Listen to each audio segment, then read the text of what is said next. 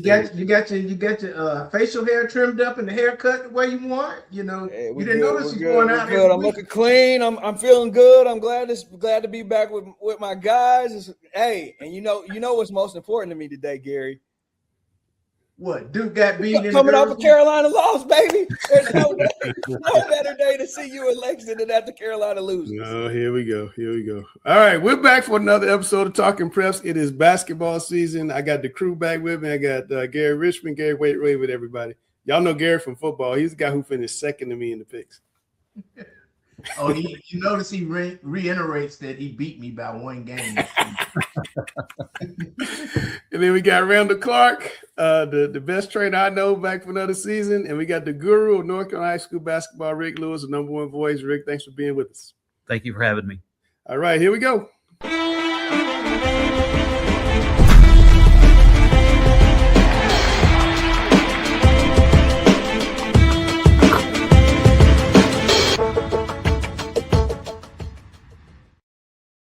Let's start out with a little Sweet 16. Randall, what do you see here? I see North Mecklenburg is where they've been all season long. They are off to a very, very strong start, 11-1, and with a big matchup looming on Tuesday that I'm sure we're going to talk about. Excited. I like where we're at right now. I think Lake Norman's playing some great basketball. I love to see we got some of these county schools, Porter Ridge and Marvin Ridge. I think Queens Grant has got off to a really strong start. Yeah. North Lincoln has lost some games, but they play some really, really good competition. And I think that's the most important thing to me. When I look at this Sweet 16, a lot of these schools have just been beating up on each other. And I think that's really important. And I want to applaud the coaches for going out and playing people, because I think that's really important and to get your team, ready for March. Yeah, I know they're number 2, but I know Lake Norman feels a little disrespected. They had not a lot of talk about the state champs. They lost to a really good Cherokee team, and they're right there again. Yeah, and I think it's hard to say that a number 2 team is under the radar, but I don't think a lot has been talked about them, and I think Coach Mack uses that. She feels a little disrespectful. I'm sure there's bulletin board material up there at the lake, but I think we've been doing this for a while, and I think this list is one of the better lists. Cannon is at 9. And I'm sure, when you look at the schedule they played some really tough competition. And they've had some injury bugs too, injury problems. Yeah, and they've been bitten by the injury bug. So, I think I like this. You look at Concord Academy and you're like, how do you have a team that's 12-7? And it was something that I fought with really before the break. But, we got to the break and they won some really big games and they beat some of these teams that are on here. And, even at 12-7, like I said, they've been playing a lot of people. And I think they deserve to be on this list. I think the team jumps out to me is that North Lincoln team. They've always kind of been in East Lincoln's shadow. I know they beat East Lincoln pretty good early in the year, and they moved from 15-7 in the current poll. And that North Lincoln team, they had a 3-game stretch where they played Alexander Central, and some of these other teams that are very good. And then all of a sudden, they got done with that 3-game stretch, and they have just been putting a beating on anybody and everybody who's in their way, including East Lincoln, like you mentioned. There you go. That's what I wanted to get to. Gary, I wanted to ask you about just the state of girls basketball. I'm noticing rosters are smaller than in recent years. A lot of teams don't have JV programs. What do you see as a former girls basketball coach? I see a decline in the sport. Now, what surprises me about it is the popularity of women's college basketball, as well as the WNBA is exploding. Yes. However, high school is the feeder to college, and I don't see the feeder. I'm like, where are the players coming from? Because we focus mainly on this area, and this is as down a year that I've ever seen as far as the amount of talented teams. Even in the list that you just showed, there were only 4 CMS teams in there. Yeah. And I can't remember when it was that few CMS.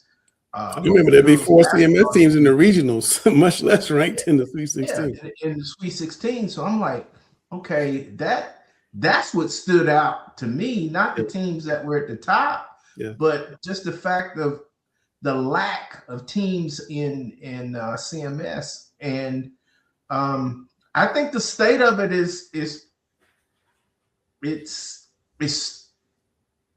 rescinded 30 years. Wow. Almost. Wow. I've never seen it this bad in 30 years. And I come up with the number 30 because 30 years ago is when I started coaching girls basketball. Rick, and I know you. Go ahead. That's as worse as I've ever seen it in the last 30 years. Rick, Gary says the worst in 30 years. I know you're more of a boys guy, but what are you seeing in the girls game? I do think it's going to take time for the girls to reciprocate back. I think, like he said, like the popularity of the girls game at the college level is at the highest it's ever been, and also the popularity of WNBA. Yeah. I do think you're going to see it filter down in the middle school, and it's going to probably take 5 to 6 years before you see it come to fruition at the high school level. Hey, Randall, but how did the bottom fall out? Because just a couple of years ago, we had really good girls basketball. Unfortunately, I think we are in a win now focus. And I think that a lot of these kids that have been going to all these other schools are now going to specific schools. And I'm not just talking about privates. I mean, you got Queens Grant, who is absolutely loaded. You got Canton, who doesn't have a JV team. And so they're absolutely loaded. North Macon, Miller Creek. So you're very, very top heavy in this area, and you have kids that are going to these, schools to go play basketball. And I think it's changed a little bit because, the talent level is obviously down as well. That has a part to do with it. But I do think that a lot of these kids are all going to the same 4, 5, 6 schools, which is making it a little lopsided as well. Should there be maybe super conferences and get away from conference play? Because you're really taking a lot of teams that are have-nots and having them play halves every week, and all they're doing is losing by 60. And to me, it'd be hard as a parent and a kid to keep coming back. Yeah, and I think that's something that we had to address. And I think the state tried to address it with the eight team, going to 18 8 classes, eight classes, but I think it just waters it down even more because you kind of move into that everybody gets a participation trophy. That's Gary's turn. Yeah. So that part makes it really, really tough. If you go to super conferences, I think you're just telling everybody that this is the way it's going to be, and it's going to be this way for a while. And so you kind of, it's not a bad idea. I just think it makes it hard on, how do we separate them at the end? Do you do a super pool and then you just place them in the state playoffs? Like it gets kind of tricky. Well, conference championships don't matter anymore now, right, Gary? It's like football. Yeah, the conference championships don't matter. But one of the things I've noticed being in a school almost every day is, sometimes when I don't have a class, I'll walk by the gym, talk to some of the coaches or whatever. And, I just peep in, and if they're playing basketball, you'll see 2 or 3 girls that are playing with the boys. Okay. And I'll go up to them and say, well, you on the basketball team? No, I don't play. Why not? I don't know. I don't want to play. I said, well, you're good enough to play. Have you ever played before? I played in middle school. So that transition from middle school to high school is where we're losing a lot of the girls. And like Randall said a few minutes ago, the win now syndrome. They don't want to go out for a team that they think is going to lose all the time or get blown out all the time. But Gary, that's what I'm saying. Why we need to maybe have super conferences, because you have, and I don't want to name school, a school, but you got school X, and going into Tuesday night, they're going to lose by 70. And they know it, and the mamas know it. Yeah. So why not give them a chance to play like teams and let the powerhouses play like teams and do it that way? But playing devil's advocate on that, Langston, is if you do that, you're going to have everybody gravitate toward the super teams, and you will never fix the problem. I think the solution is, in a situation like that, you may not have to play as many conference games and allow those teams to play more tougher non-conference games. Okay. Well, I just think something needs to be solution, because of the state we're in right now, Yeah. And I know you would have to go through the state to get permission to do this, but if you know the kids are not competitive enough to play a varsity schedule, quit trying to force it and let them play a JV schedule and build up, you know, some confidence, some skill. A lot of kids don't stick with it long enough to develop either of those things because they get so frustrated with the losing. Right. You know, and the teasing from the classmates. You know, I hear it all the time. How many did y'all get beat by last night? Yeah. Not did you win? How many did you get beat by last night? Or did y'all get double figures last night? Nobody wants to hear that kind of question, you know, from your peers on a nightly basis. And you know, it's almost like the same argument we used to have with Garinger football. It's like, why are they playing a varsity schedule? All you're doing is getting these kids beat up. Right.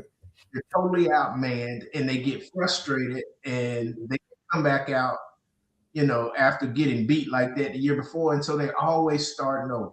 And then the coach is always starting over because the coaches get frustrated with this too. No, I mean, absolutely. Coach, you don't want to go out there and know you're going to get beat by 50 before the referee even throws the ball up. I mean, it's tough. Yeah. Well, I think that's a very real issue. That's something we'll probably be talking about throughout the rest of the year. But let's take a look at who Randall put on his midseason Observer All-Star team. These are some of the better players in the city. And who would you pick as a player of the year, Randall? That's a good question. You don't remember? No, I thought it was going to be on here. I forgot, but tell me about this team. I'll look it up. Well, you know, Janiyah Boyd at Monroe has just been lighting it up. She averaging like 32 points a game out there, and has really made that program relevant. Now that she's back at her home school, Shauna Holland is a name that we've had on this list for a few years now. You know, she's been playing great. I put as Rick's favorite player. I can't believe I forgot. Denise Joseph. I don't know. I'm so sorry. I'm sorry, Denise, but I'm also sorry, Coach Rick. Randall, what happened? Yes, I'll get back to her. But Zamian Bynum has been great. Young guard out of Queens Grant. She's been playing excellent. Ashanti Taylor over at Porter Ridge, as most of you know, she can just fill it up. Rihanna Menard at Lake Norman, like we said, she's really been leading that team. So, you know, the first team is, you know, those kids are, you know, they're winning games, but also leading their teams. You know, so the first team is well represented. I really like the second team too. Kiara Anderson is a name we've had on here for a while. She leads that Mallard Creek team that, you know, they've hit a rough patch, but you know, Tuesday night they can turn it all around. Justice Alexander, the leader of that Concord Academy team, averaging about 15 points. Allie Smith can really light it up in North Lincoln. Miley Malcolm has been really good with Ashanti Taylor now that she's back at Porter Ridge. And everyone's favorite lefty, Miss Kelsey Ryan, lighting it up. My favorite lefty. That's that everybody's that is definitely your favorite lefty. And my player of the year, Miss Denise Joseph, the walking double-double up in North Mech. She's been playing excellent basketball and an excellent young lady, and it's truly been a joy to watch her play. Yeah, I think you know, she's looking like maybe the best player in North Tech since Andre Extension, which is pretty impressive. All right, Rick, let's flip it over to the boys' Sweet 16. Well, first of all, I want to commend Concord Academy, Davidson Day, and Providence Day. They played the toughest schedule of any team in the state, 1, 2, and 3, especially with Concord Academy, I think playing the second, and they maintained that number one ranking. They lost to Greensboro Day by 1 at Greensboro Day. Of course, they're nationally ranked. And then, of course, you know, Greensboro Day loses to Gaston Day. So you're going to see a lot of that at the private school level. Yeah. The thing that you'll see in the rankings, I think the Sweet 16 this year, I think you're going to see about 8 teams that will solidify themselves throughout the course of the season. And then you're going to have the other 8 teams just fluctuate in and out because of the parity that you're going to see at the conference level. The surprise team for me this year is Marvin Ridge. Marvin Ridge lost 2 of their top 3 seniors last year as far as scoring, and they have done a tremendous job. Pat McCarthy had a great weekend at the Mike Cheminsky. They beat some really good teams there. They're 11-2. I think they're one of the surprise teams, especially I think at the 8A. The other team that really has surprised me too, to some degree, is Hunter Huss. Yes. Hunter Huss is, I think, in the 5A division, and they picked up a very quality win over Myers Park at the Mike Cheminsky, and they have one of the better players in the state in Jaleel Smith. Outside of that, you're looking at, you go down from Aldrich Hill is another team that's sort of a surprise team. They had Brett Friedman last year that averaged like 24 points a game, and they lost their third leading scorer. So they didn't return a lot, and they're back in the Sweet 16. So Mike Kraft won 9 in a row, Rick, 9 in a row. I saw them this weekend, and they've done a tremendous job. They're 11-2. So I think those are the big storylines. And then outside of that, you're going to see, especially in the conference with the MECs, 7A, 8A, with North MEC, Chambers, Butler, Independence, and Chambers. And those teams, they're just going to beat up on each other during the course of the season. Absolutely. Randall and Gary, North MEC and West Charlotte and Queens Grant, I think they may have one senior between them. Bunch of sophomores, bunch of juniors. They're in the top 5 in the Sweet 16. The future looks bright. I mean, you got the best. You got the best coach in the area, and Joe Badgett. His team. He's always going to have his team. The area or the state? Either one, area or state. I'll put him. I'll put it on the state too. I don't have a problem putting it on there, putting that stamp on him. He'll be all right. They're a really young basketball team, and I think they've grown tremendously from last year to this year. They're playing really good basketball right now. Obviously, he's one of those guys where, like I said earlier on the girls' side, he's going to play anybody, anywhere, and I think that's why his teams are always battle tested and they make these deep playoff runs. They won 13 in a row, and West Charlotte, kind of, similar story. They only lost to Queens Grant and Oak Hill. They've kind of come along. They got Kahari Coleman. But basketball is always better in Charlotte when West Charlotte is playing well. But I want to preface another thing about Queens Grant. They did lose early, and that's when they had Chase Smith. He was sidelined with an injury. Yes. So they're playing extremely well. And the game they played against West Charlotte, and I think you were there, Langston, just shows you the amount of young talent, especially in that 2028 class. Between West Charlotte and Queens Grant, the future looks really, really good. Yeah, there was a dunk in that game. I mean, this kid, it's like, his hands were over the top of the white square. I mean, it was crazy. I mean, Queens Grant is athletic. They're really good. And I think that, if they can keep that team together, I know we were saying this about Chambers a year ago, and Chambers lost their best 2 players, but they keep that team together. Queens Grant and West Charlotte could make legit cases for top 25 rankings in the next 2 years. They're really, really good. And Gary, your alma mater, North MEC, they dropped 2 with the classic Tennessee High School over the Christmas break, but they look like they're right there, ready to make a run and maybe a 3rd straight state championship. I think they'll be in the talk when we get to March. Mm-hmm. They'll be playing that final weekend. I think Dwayne likes to go out of state during the holidays to see how his team will handle adversity and who can handle adversity. Right. Things that he doesn't get a lot in the local area. So, I think he wants to put his players in a situation where they're unfamiliar with so that they know how to adjust later in the year. Because I hear that, but I will also challenge Dwayne if he wanted to put his team in some adversity, he can get that Mike Cheminsky tournament because that was some high level hoops. That kind of gave me that feeling of the Bojangles shootout that one game. I think Dwayne is a little old school in that he thinks nobody can see him if he's not around. But I'm just saying hey, Derek, you are 100% right when you say that. That's the best. That's the best way to put it. Yeah. Nobody can see what he has if he goes away. But with technology today, everybody you can see everything. And I saw the games in Tennessee. There was nobody in the stands. Gary, there was nobody in the stands in Tennessee. At Marvin Ridge the other week, it was packed, loud. I'm telling you, it gave me that first time I've had that feeling of Bojangles shootout, when the Bojangles shootout was the tournament in the state and one of the best in the country, like the John Wall is now. That's what the Bojangles shootout was. See, then. And it had that feel. Dwayne still has that mentality when we both came into coaching. Yeah. When the playoffs came, you went to your coaching manual. We got a state coach's manual with every coach's phone number in it. And you have to look up who you were playing and then who they may have played. And then you had to get on the phone and call coaches and say, can I get this tape from you? Can I borrow this tape right here? And see, it doesn't work that way anymore, Dwayne. No. Hey, Gary. You just log in the computer and see everything. A lot of times it's HD now too. Y'all better leave D. Lou alone. Wayne's my guy, man. I'm just being honest. Start texting saying you need to be on the show this week. Hey, Gary, we could have given a lot of adversity playing Queens Grant.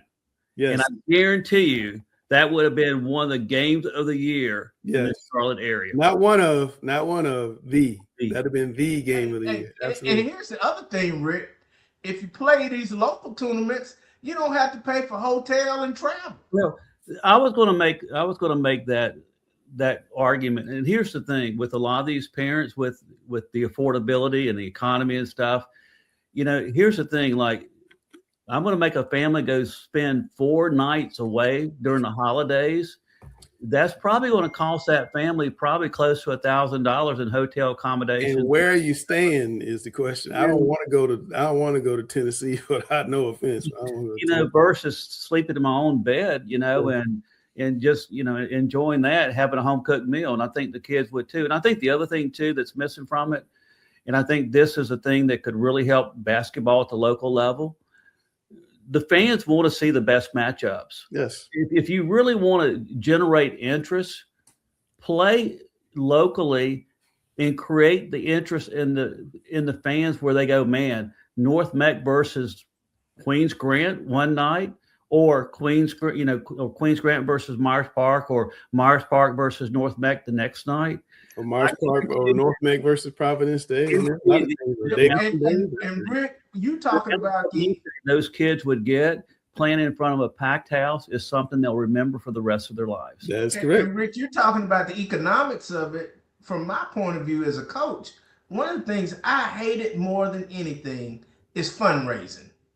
I hate it, and I'm sure that's what they do. They do some fundraising and get people to donate. Mm-hmm. Or they go out and sell something. I don't know what they sell nowadays, but they're selling, these discount cards or things like that. All of that to raise money for a trip. When, if you stay local, it's enough tournaments in a 30-mile radius that you're going to get some competition. And that's what you want. And here's the other thing, Gary. It's competition. And here's the other thing.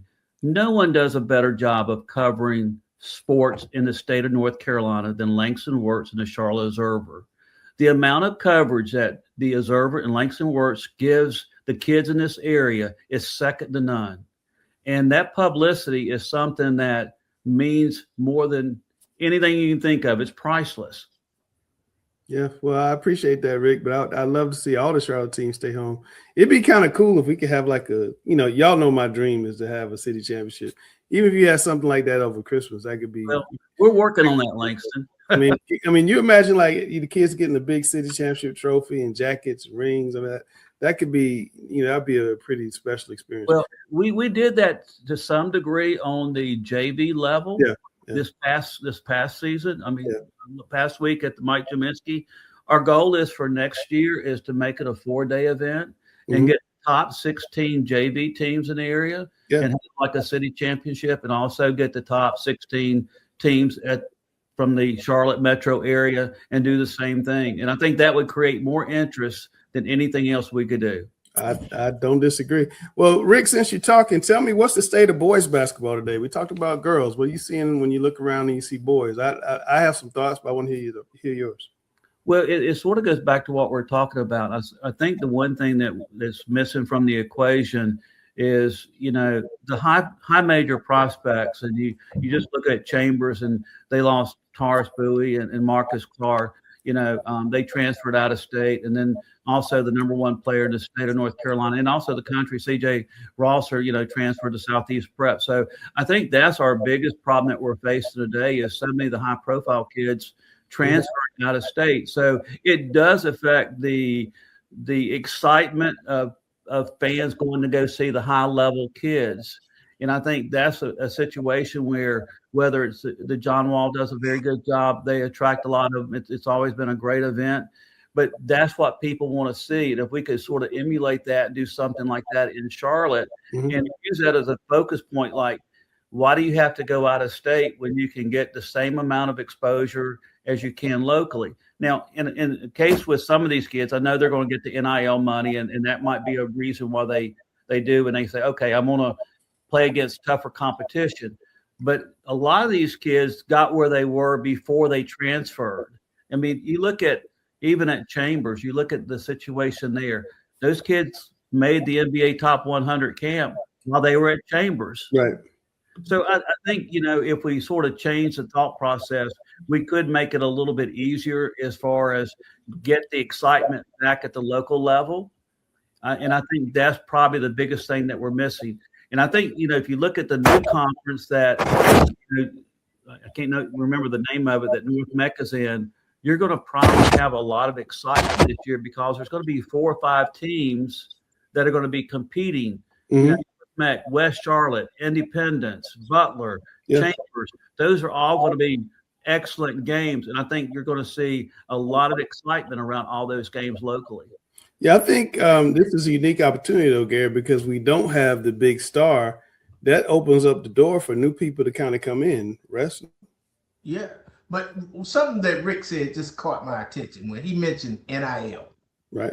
How many of these kids that are getting NIL once they leave high school, football or basketball, okay, are kicking some of that NIL back to their high school? And y'all know who I'm thinking about, but I'm not going to. I think I know who you're thinking about, but I know of 2 that do that in the private school side. I don't know of anybody on the public school side is doing it. Yeah, because we were talking about affordability. Yeah. Well, if you have some past graduates that are now, thousandaires. Yeah, bringing in the bag, are they kicking some of that out? And see, they can write that off as a tax donation. Yeah, they could. But it's an interesting. NIL is definitely an interesting thing. It's hard to, somebody says you can make $60,000-$70,000 by coming to a high school. It's kind of hard to turn that down. It is. Let's look at the players, the midseason all-observer team, and I do know that Rick picked Jaleel Smith as player of the year on this one. But go ahead, Rick. Well, the one thing I did when I accumulated this list, I looked at the stats, just not scoring, but I basically did a accumulation of scoring, rebounds, assists, steals, and also shot blocks, and sort of put it together and came up with a list. And one thing that was really unique about it, there was 3 players that had over a 40-plus average, and that was Jaleel Smith, the kid from East Lincoln, Jackson, and the other kid was Travion Williams at Hickory Ridge. But the other thing that I put into the equation, as far as there was a lot of kids that I had to wean down from that, but also these players had the best stats, but they're doing it on a team that's very successful, and they're winning, and they're doing it against high-level competition at the high school level. Randall, I'm looking at this list, and I just see a lot of new faces. We were talking about, Charlotte not having the star power, and I was just saying, trying to prompt Gary, and he went a different direction. There's opportunity for new guys to step up this year, and you look at this list, I think only Chase Smith may have been on the all-observer team last year. It is. I mean, the big thing is, we mentioned earlier, is this 2028 class is very special, and it's been a while since we had a class like this. Yeah. And it's really important if this class stays in Charlotte. Jaleel Smith is an amazing athlete, but also a really good basketball player. Kahari Coleman is a crazy athlete, but also a really good basketball player, and the same with Chase Smith. Obviously, Ashton and Cam have shown what they can do the last couple of years, leading their teams into deep playoff runs. But it's good. It is refreshing on the boys' side to see new faces. But Coach mentioned earlier, it's important that they stay here and don't end up leaving for the IMGs or Spires. Well, that's going to be hard if they start throwing the dollars out.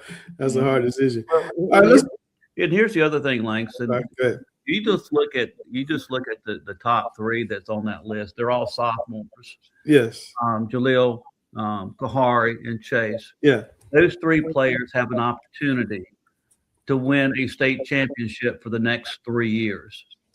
And they could be a household name in the state of North Carolina. You know, my wish is I hope they all three stay here. I think it would be great for the state of North Carolina in basketball in general. And I just want to mention one thing. You just mentioned something about Jaleel Smith. Okay. He's been one I sort of mentored a little bit, you know, as far as, you know, being more mature on the court. He's come a long way. I love the young man. I was looking at his stats, and there's not many people in the state of North Carolina that's averaging 29 points a game, averaging right at 7 rebounds, 5 assists, 6 steals a game, and a half a block a game. This young man is, when they went up against Gaston Christian, and Gaston Christian is really good. They're one of the only North Carolina teams to beat Greensboro Day. Yeah. They had Gaston Christian by 20 points. And you could just see how competitive he was as a young man. And he's one of the most competitive young men that I've seen. And that's why I picked him as the MVP so far, Player of the Year out of this list. Yeah, I mean, that's a very impressive list. And, you know, again, to your point, if these guys stay around, it could be something special. Let's look at the games of the week. Let's start on the girls' side, Randall. We'll come back to that North Mallard Creek game last, but Porter Ridge has a big week because they're playing the number 2 and number 3 teams in their conference. Porter Ridge Tuesday night. That's going to be a very interesting game, as we talked about earlier. You know, they got to go on the road this week. We talked about Miley Malcolm. Marvin Ridge is not an easy place to play, but Marvin Ridge is also very, very good. You know, they're led by Kate Schindler, who's going to Richmond. Sophie Fritz is back there, and Marvin is just playing really, really good basketball right now. So that makes Tuesday night very interesting. I would have loved to be in the game, but I mean, I think everybody knows where me and Coach Richmond are going to be Tuesday night. All right, Gary. I know the Mallard Creek people want to hear from you. Let's go. Mallard Creek and North Mac. It's the rivalry. Well, first of all, let me say this about Mallard Creek. Say something nice. Really gone out. They've really gone out and upgraded their schedule. They've had a tough preseason schedule. Yes. So, you know, they didn't win them all. They won some, but they challenged themselves. Yes. And, you know, that's always been my major criticism with them is they didn't play a tough schedule. You knew they weren't going to have a tough schedule in conference other than North Mac. And so when they ran into adversity in the playoffs, they really weren't prepared for it because they hadn't experienced it. Right. I think they have challenged themselves. They played a very tough preseason schedule. Now, have they learned from it? I would think so, because most of those kids have been there for 3 years at least, and the coach has been there. I think this is our 4th year. Mm-hmm. So, you know, they've grown together, and now we're gonna get to see. You know, did that tough schedule prepare them for? Well, they've always been prepared for North Mac. I'm not going to say prepare them for North Mac. Well, they've had the better of this rivalry, especially as late. Yeah. So, from the North Mac point of view, it's time for them to get over the hump. You know, the hump has been Lake Norman for both of these teams. Yeah, and they were upset by Mallard Creek, and Mallard Creek didn't have 2 or 3 starters the last time they played, and Mallard Creek still beat them. Yeah. So it's going to determine right now, I would think, who's the best team in Charlotte, even though I think Queens Grant and South Met will have a lot to say about that as well. Okay. Gary, Randall, what do you think about this game? And is there a danger of trying to make too much of this early in the season? It's not a danger of making too much of it, but I think Mallard Creek has to be very, very careful. You're at home. You haven't been playing your best basketball of late, but this is a new season, and I think that's the most important part of how you address it. You know, we what we did in 2025 is behind us. Now we're in 2026. This is a new season. We start conference play. We get our biggest rivals right out the gate to start the new year. Like, this is a really, really important game for Mallard Creek just to get things headed in the direction that you want them to go into to March. And, I'm expecting it to be a really good environment. I think it's going to be a lot of fun. I want to see how they guard Lanice, and I think it's going to be a really good matchup. I think it will be too. I think, you probably allow Lanice to get hers to take everybody else away, but that's my theory. But, I don't know. We'll see. Rick. Well, I think it comes down to the others. I think, Lanice is going to get hers. That's what I'm saying. And Anderson is going to get hers. And it comes down to the others. Who's the 2 and 3 threats for both teams? Do they step up and alleviate some of the attention that the two best players are going to get? And also, how do they handle a big crowd? Because I guarantee you this will be one of the biggest crowds, if not the biggest crowd they're going to play in front of at least to date. And that's when things get interesting, because you know how it is. Sometimes those lights come on. And everybody wants to be Michael. Nobody wants to be Tito. That's a very good way to put it. Rick, on the boys' side, Berry High School has not had a winning season in 6 years. They are tied for first place with Harding and Hickory Ridge. This new conference, I think, is going to pay dividends for Berry and Harding and Olympic, in fact. But what do you think about this game with Hickory Ridge? Travian Williams, you had on your All-Observer team. Well, Hickory Ridge is 8-4. They've had some tough losses. They've had a very difficult schedule, and they've been in and out of the Sweet 16. Yeah. Berry, as you well know, took West Charlotte to overtime earlier in the season. So in the zone. So, that's a situation where I think it's really a must-win for Hickory Ridge, because I think the expectations were higher. They were preseason Sweet 16, and I think that's the game that they really need to win on the road. Yeah, and Berry plays Harding on Friday, so it's a big week for Berry. They're playing the two teams that tied with for first place. And then we got Independence of West Charlotte, Rick. You mentioned that MEC Power 6 conference. This is one of those games where, two heavyweights going at it right out the gate. Well, we all know that Preston Davis is coming out in a 3-2 zone. That's me. And West Charlotte does not like zone. West Charlotte does not like zone. I think that you're going to see a lot of, back screen action and some lobs, diagonal lobs for alley-oops for West Charlotte. But the key there is, can West Charlotte develop a perimeter game? I think that's been their Achilles heel so far. If they can knock down some shots, I think that will be the key for them. I think they have the ability to it, but when you have the lineup with, Jakari Coleman, and then you have Chomac Womack, and those guys like AC Preston too. AC Preston, nice. And he's probably their X factor for them. Yeah, he's good. I like him. Lefty, my favorite male lefty. Great mid-range. I think for them I think they can shoot the three. It's just that they don't feel comfortable. They just like going downhill. And it's just going to be a situation for them that they got to learn to develop that particular offensive repertoire for them to be successful and make that deep playoff run. But, Independence will come out and play them zone. Yeah, I'm not a coach anymore, but when I was coaching, I won 96% of my games. If it was me, I would turn Kahari Coleman loose, give him the ball, go do your thing, young fella. That if it was me. Got to stay out of foul trouble to do that, though. This is true, but I think he's just a special talent. His ability to pass the ball just really kind of blew my mind when I saw him last week. And he shoots better than I thought as well. And I just think if he was making the decisions, I think they could improve their team a little bit. What do you say, Gary? How big is this kid? 6'4".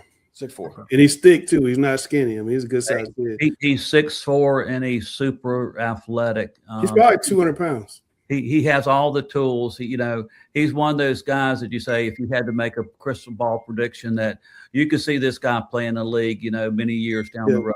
Yeah, no, he's got the potential. And like I said, I think that I kind of got the feeling he's almost, and I won't say he's holding back, but it's like, they got the reins on him a little bit. And I would like to see him just kind of turn him loose. I remember when Jeff McGinnis got to West Charlotte, and it was kind of the same way. They, at the beginning of the season, they kind of held him back. And then they gave him the ball, and they took off and won a state championship. With this guy, and Jeff was a 6'4" point guard, just driving them to the state championship. He's a future 5-star prospect nationally. Absolutely. All right, West Meck at Huff on Tuesday. That's a girls' game, I think. So that's my bad. But that's a boys' game that you had on there. You was talking about the two young coaches. Chris Fuel has West Mac at Oh, I 7, didn't have it on there. Okay, I'm sorry. and it's completely turned that program around. He was, West Mac was 0-25 last year, and they haven't had a winning program, I think, since 2009. Yeah. Coach Yule's done a phenomenal job, and he's also really challenged them. He's actually played a pretty tough non-conference schedule, and of course you have Bo May is the coach over at Huff, and they're at 7-3. Yeah. So that should be a very good game. Battle of the young coaches. I was impressed with West Mac. I saw him play East Mac at the Jaminski last week, and they're very athletic, very well coached. Handled the zone and the man, and kind of stayed together. East Mac was just a little too big for him, but I think they played very, very well. I think East Mac, by the way, is going to be a dangerous team down the road. North Mac Butler on Friday. Gary, is you got Dwayne going to play a really good Butler team. Butler was unbeaten for a long time. I think it was 8 or 9-0. This is going to be a big game, and Butler's gym should be rocking. Yeah, it's going to be their welcome to the West Side basketball. We've for the longest we had West Charlotte, North Mac and Chambers, and now Butler's going to get to experience what that's like, on a weekly basis. Because that's what it used to be on a weekly, not in, every night, Tuesday, and Friday was a war. And so now they have joined the war. Randall, what do you think about that game? I think that's going to be a fun one. I have a feeling Dwayne is going to welcome Butler back into this fold with open arms. I definitely think Butler's going to be ready, but, North Mac, these are the kind of games that they live for. But Butler has a really exciting young guard. I think he's gonna have a good game. I think that gym will be packed, and I think North Mac has an edge going in, but would not surprise me because North Mac is not they're not as physically imposing as they've been in previous years. They still play that great defense, but I think if this was every year you're going to try to get Dwayne, it's particularly early, this might be it before they kind of really get rolling. As his teams tend to always get better as we get into February. He has that magic thing he does to get them ready. And when you won 3 state championships in 5 years, I think he knows what he's doing. I think the key there for Butler is control tempo and limit turnovers. Yep. 100%. Yes, but that's going to be hard to do when North School. Yeah, it's hard when DJ Lindsey's picking you up 94 feet. Yeah, they're gonna press and trap and really try to speed you up, and they're really good at it. And Very good. That's what makes North Mac so good is that defense they play. And Randall, you asked me to add this Marvin Ridge and Catholic game on Friday. What you got? Both teams are 11-2.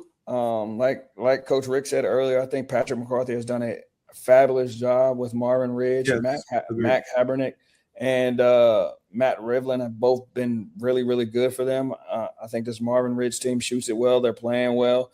And then obviously we know what Coach King does over at Catholic.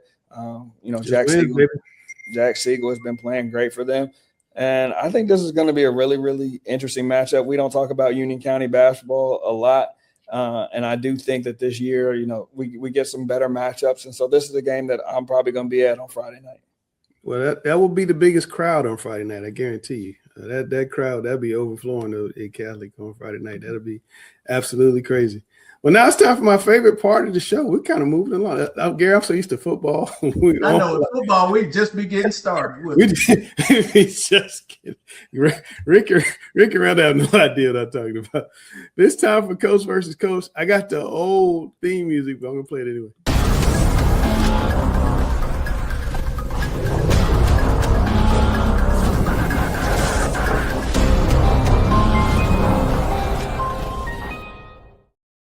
All right. First question. Should CMS or the state association, Gary, allow non-competitive girls basketball teams that don't have JV programs to play varsity games before JV? And just so fans at home understand, what we're saying is the girls varsity game would be the first game at 4:30, followed by the boys JV at 6, followed by the varsity boys at 7:30 versus playing that girls game at 6 o'clock. But go ahead, Gary. Yes. Yeah, I'm saying it from a fan standpoint. I know that, varsity games have to have 3 officials. And so that may be the hang up of, making those 3 officials wait for the JV game and then go back and do the boys varsity game. or being able to get 3 officials for 4:30 game. But if you've ever sat through a girls varsity game where the score is like 75 to 4 or to 5, I mean, it just wears you down. I've gone to enough of them that it exhausted me so much watching that type of girls game that I didn't feel like watching the boys game. Mm-hmm. And I don't think it's fair to the fans that, you know, that want to get there and see some competition. You know, that's all people want to see is competition. They don't want to sit through a blowout waiting on the boys game. But a lot of times, you know, especially if it's a big boys game, they're going to get there early so they can get a seat. Mm-hmm. And then to watch, you know, and I know it's still a running clock with the girls, but it's just hard to watch that. And it's, you know what? It's also embarrassing to the girls when they're in a full gym and they can't do anything about how bad they're getting beat. Mm-hmm. And so I just think for the fan, they should leave it up to the school to decide, is the girls' game going to be at 4:30 or is it going to be at 6? Okay. Richard? I like the idea of having the JV boys game before the varsity, but I think Gary hit on a big point. On the JV, you only require 2 officials. And for varsity, you have 3. So you may get into a dilemma there. You would have 1 official that would have to sit out, and I'm not sure whether that's going to be feasible or not. Okay. Randall? I agree with both of them. It makes sense, but from a official standpoint, going from 3 to 2 back to 3, that gets a little bit tricky. But if you could work your way around that, I think it could be good. If it's going to be 80 to 4, does it matter if there's 2 or 3 officials? I don't mean that. That's very true. Like if we just go 3 officials for the varsity boys game, I don't think that would be an issue. Okay. Well, Randall, since you're on screen, question number 2: should CMS allow these non-competitive girls basketball teams to play a JV-only schedule? I think it would benefit them greatly. Like Coach said earlier, it's just really tough when you walk into a gym and you got all these people there and you're losing 80 to 5. It doesn't keep retention in the sport. It doesn't make girls eager to play. And we already have an issue with getting girls to play basketball. Mm-hmm. So if we can get coaches that are enthusiastic and want to teach and develop these kids, it'd be great for the programs. But also if we can give them schedules where they can actually have a chance to compete and get better, I think that's huge too. Richard? 100%.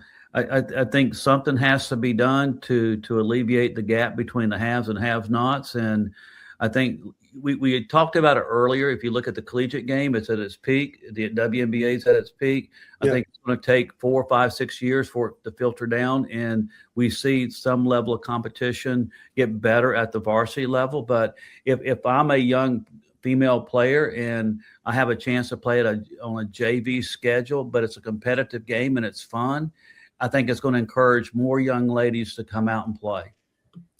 Gary? Yeah, I think that would be the best thing to keep kids involved in the sport. Like I said, I'm at a school now where the turnover on the team is so great, and it's not the coach. It's the fact that, you know, you got 9th graders who come out there and, you know, they may have had some success in middle school and they run up against one of these super talented teams and they get beat by 70, 80 points. And after a season of that, they just give up. And so the school is constantly starting over every season. And that's not how you grow a program. And it's hard on the coaches. I think that would be the best way to save girls basketball, because right now it's dying. Girls basketball in this area is dying. Okay, well, Gary, since you're on the screen, we'll come back to you with this last question. With 8 classes now, what's the best way for the state association to put on regional state championships? In the past 2 years, they've been 1 week in one site. This year, they're talking about putting them in 2 different sites. Well, I just think Greensboro is centrally located. So yes.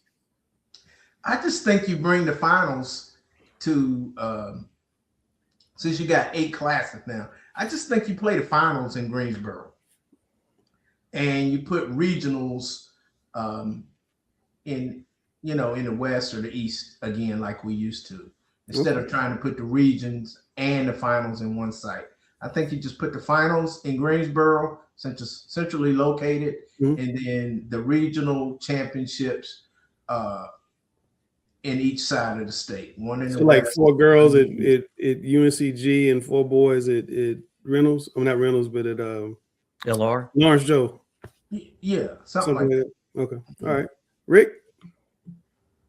I would agree. It's I would like to have a super weekend. We have basically everybody playing for a state championship, whether it's 2, 3, 4 days. But as far as the regional sites, I think you need, it used to be like the West Regionals were at Lenore-Rhine. Yeah. So I like that format quite a bit. So whether it's LR or Lawrence Joel Coliseum in Winston-Salem, I think that, just to have a location that the teams can, focus to and have a dream. Hey, it's the road to, Hickory or the road to Winston-Salem. I think that creates a lot of interest for the fans and the teams. Randall. I like the idea. I think it was fun back when we had the regionals at Lenore-Rhine and going up to Hickory and watching some of those really, really good games in that old school field gym. It being filled up, and then I think you take the state championships and you play them in Greensboro, and I don't know if you split them up. You do 4 classes on Friday for state championship and 4 on Saturday. I don't know how that really works. I leave that up to guys like Coach Rick. When it comes to organizing events, but I do think that would be a cool way to do it, just so everybody does know where they're going. Yeah, I will remind you guys, when they used to have the regionals at Lenore-Rhine, a lot of times they had overcrowding issues. A lot of times they had overcrowding issues, but when they were at Lawrence Joel, it did go off pretty smoothly. I don't know what the situation is with getting gyms and costs and all that stuff, but I think I love the idea of West and East regionals. You might need 2 sites, at least in the West, for those, but definitely state championships. I would love to see it at Joel and UNC Greensboro. I think those are 2 best places to have it. In fact, I don't know why you just couldn't keep it in one week and have the boys at Lawrence Joel and the girls at UNC Greensboro, which is basically essentially what they were doing the past 2 years, with a format that I really did like, because everybody knew where they were going, and it was just easy to get to because it was center of the state. But we'll see what happens. They hadn't announced the formal plan yet, but it should be interesting. I cannot believe we're like 50 minutes in, Gary, and we're done. This is great. What happens when we don't? This is what happens when we don't have Mr. Alex Bass. Oh man, it's crazy. All right, Randall, final thoughts. I think. Oh, wait! I did forget something. Rick's got a big tournament on Saturday. My bad, Rick. Ambassador Classic. I love that final game there, Ambassador Christian East Meck, because I think East Meck's a really good team, and Ambassador is looking like a really good team as well. Well, Ambassadors played a killer schedule, and East Meck, they picked up Jason Buzzard, and they were on a win streak. They did lose the other night, but Jason couldn't. He didn't play. Yeah. He didn't play, so that particular game I think is going to be really, really good. And of course, we have West Charlotte as well. Anytime you have West Charlotte, they're going to bring fans and they're going to bring excitement to the gym.